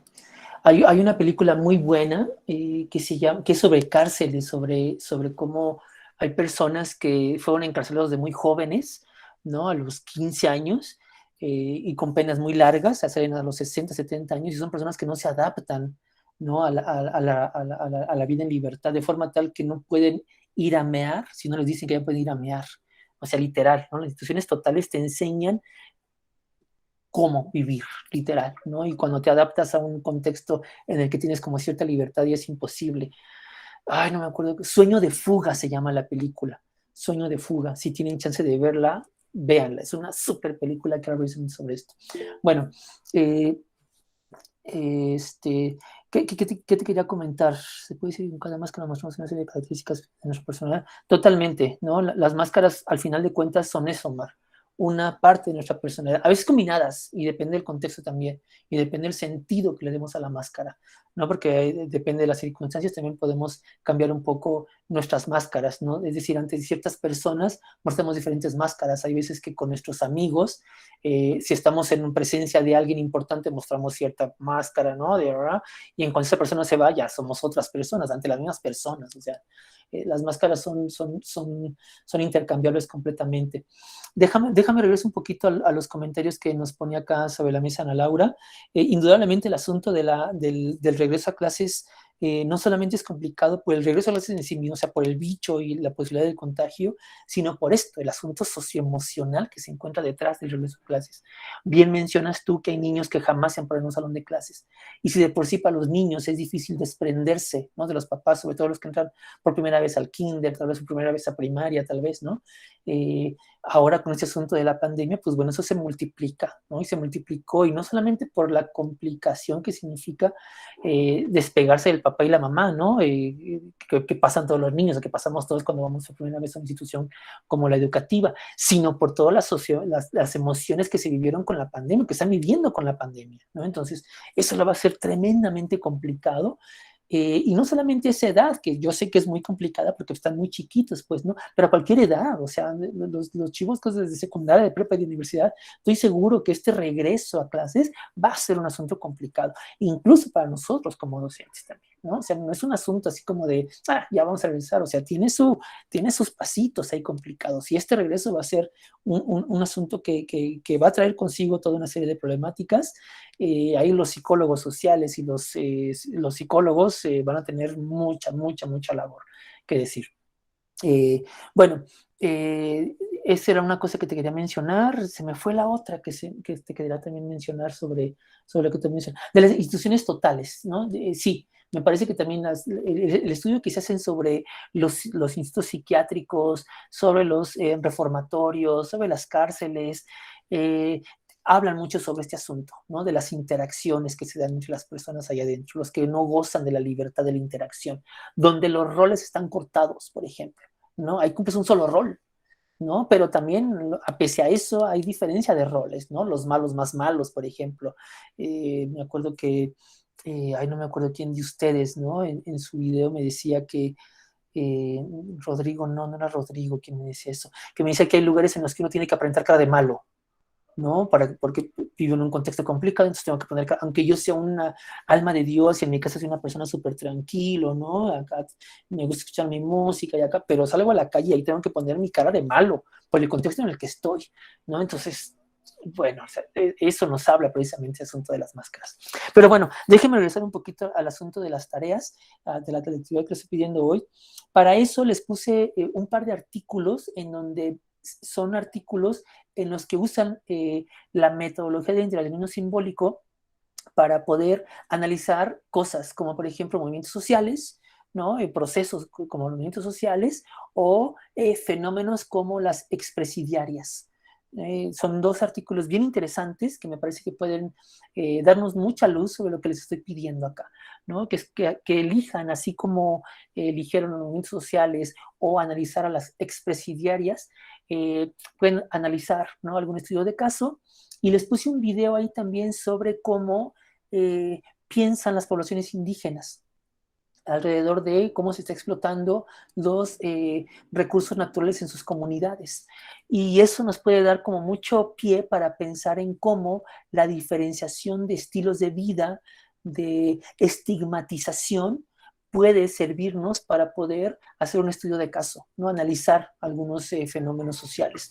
Entonces, ahí les pongo tres, ¿no? Los indígenas en México, estas empresas de energías renovables que van a estos lugares y en un sentido empresarial totalmente buscan explotar recursos naturales y les dan en la madre allá a las comunidades indígenas, pero las tachan así como de no quieren el progreso, les llevamos trabajo, les llevamos industria, bla, bla, les vamos a contaminar de bonito acá, pero es el progreso y es el precio del progreso. Las comunidades dicen, ay, no queremos eso acá, ese es tu progreso, nosotros vivimos acá bien, pero bueno, y hay todo un estigma alrededor de eso, ¿no? Entonces, a esto un estudio de caso, ¿no? A través del interactivismo simbólico podemos muy bien analizar eso, o los estigmas sociales, vía las mujeres expresidiarias, o bien procesos o movimientos sociales, ¿no? Ahí les pongo esos tres ejemplos, pero de 1000 que puede haber. Entonces, cada uno de ustedes tiene que escoger uno y pasarlo por el sedazo del interaccionismo simbólico. Agárrense categorías de Goffman, ¿no?, de la interacción social, el sentido, los roles, la simetrización, la teatralización, la dramatización, etcétera, y analícenlo para ver cómo pueden ustedes hacer una reflexión. Bueno, a ver, espérenme que acá vi varios comentarios acá. Ajá, exacto. Bueno, sí, es Sueño de Fuga, la película. Está en Netflix, o sea que si tienen Netflix la pueden ver. Ok. Muy buena, que se presenta para analizarla, se llama Ratchet. La recomiendo. Ratchet. Recuérdame porque me suena la serie, Rebeca, ¿sobre qué trata? Bueno, lo que pasa es de que Ratchet es una enfermera que trabaja se inserta en un hospital psiquiátrico, pero bueno, en sí el personaje está basado en una novela, pero no me acuerdo ahorita el nombre de la novela, pero está buenísima porque siento que justo se puede analizar como desde esta onda del rol, de posicionarse, de la máscara, de la institución. Está muy buena. Bueno, la empecé a ver ayer y me chuté 4 capítulos de lo buena que está, entonces la recomiendo. Está chida. Va. Ese no quiero como spoilear, pero si alguien la quiere ver. ¿Ve la chava esta que entra a esta institución, pero buscando sacar provecho de ella? Bueno, sin afán de hacer spoiler, sí sacar provecho, pero por alguien en particular. Sí, Ajá, ya me acordé. Sí. No la spoileramos, sí, pero ya me acordé. Sí, creo que ya la vi, Más bien, ya la vi, pero hace mucho, porque me aviento un montón de series. Bueno, ahí está, ¿no? Si pueden ustedes analizar una cosa así, vía el interaccionismo simbólico, o una película, o un cuento, o una novela, o una serie, pues yo encantado, ¿no? Ya ustedes con sus videos, muchos me están sorprendiendo, que están haciendo unas cosas que digo, ¿cómo se le ocurrió esto? Eso es lo rico de acá, ¿no? Que ustedes pueden, con esta perspectiva teórica, jugar, que al final de cuentas también les trata la sociología. Bueno, no sé si con la explicación que les acabo de dar ahora quedó claro cuál es la actividad que les pido para esta semana. Es un ensayo, más que un ensayo, pues es casi que como una reflexión extensa, pero denle seriedad, o sea, pónganle referencias ahí de dónde sacan algunas cosas, algún concepto para Goffman, este concepto es este, y entonces yo analizo esto, para Cooley significa esto, bla, bla, ¿no? O sea, que se ve ahí la lectura, pero que al final de cuentas sea más un ejercicio de reflexión. Hay personas que me dijeron en su video que gustan más de hacer videos, o sea, que se sienten más cómodos hablando que escribiendo. Por mí no hay problema, por si quieren ponerme un video más que un ensayo, por mí no hay ningún problema. Yo sé que hay gente que se expresa mejor así, de manera oral que de manera escrita. Hay gente que al revés se siente más cómoda escribiendo que hablando. Cada uno exige sus propias cosas. Practiquen ambas, porque me parece que ambas son muy esenciales para el asunto de la sociología, pero esencialmente quiero un ensayo, ¿no? Unas 3 cuartillas. Si alguien me quiere grabar un video, avísenme para que yo tenga como claro que me van a mandar un video más que un escrito, pero con un escrito de 2 o 3 cuartillas ahí me basta para esta semana, ¿no? Me da tiempo como para leerla de manera detallada. Bueno, como ustedes prefieran nomás, por mí no hay ningún problema. Ahora sí, el punto es que acá se sientan como cómodos. Bueno, y la tarea, por supuesto, pues tienen que entregármela, ya saben, para el fin de semana, ¿ok? Bueno, si no hay ninguna duda o ninguna pregunta, podemos dejar la clase acá. Omar, te escucho. Sí, puede ser cualquier concepto, o sea, cualquier de todos los que hemos analizado del interaccionismo. Puedo utilizar un concepto preciso, en particular para analizar tal o cual caso, o hasta mencionó que hasta podría poner una especie de caso hasta propio más particular. No sé, es que quisiera saber si más o menos da por ahí o si tenemos que buscar un caso en concreto o también mencionó algo de películas, pero o sea, también podríamos analizar el caso de una película o como Pueden analizar un caso, ¿no? Por ejemplo, las mujeres expresidiarias, o sea, pueden analizar a lo mejor eso. Ponía el ejemplo acá de lo que nos puso Rebeca, ¿no? Las clases virtuales, o lo que nos propuso Ana Laura, o lo que nos propuso ay, se me fue tu nombre otra vez, porque Daniela, en fin, o sea, Daniela propuso la moda, en fin, o sea, pueden analizar cosas así, ¿no? Es decir, procesos, fenómenos, pueden analizar casos particulares, pero eso es un poco más complicado. No sé, mi primito que va a regresar a clases, bla, bla, bla, o una persona que está en problemas de drogadicción analizadas desde tal, o cosas así. Es un poco complejo eso también, ¿no? Porque no es tan fácil hacer un estudio como ese tipo. Pueden hacer su pinino, ¿no? Ahí a ver cómo utilizan una categoría de Goffman, o una categoría de interaccionismo simbólico, y pueden utilizar o una categoría, Omar, o varias, porque estas se complementan, no es que vengan solas, ¿no? O sea, Goffman tiene esa habilidad de poder unir varias cosas al mismo tiempo, entonces puedes presentar varias categorías, rescata cosas de Cooley, rescata cosas de mí, es decir, pueden hacer un juego con las categorías y con el ejemplo que ustedes elijan. Tienen la libertad, o pueden hacerlo de una película, como por ejemplo ahorita ya también Rebeca nos dijo, ¿qué tal si esta serie puede ser analizable? Totalmente.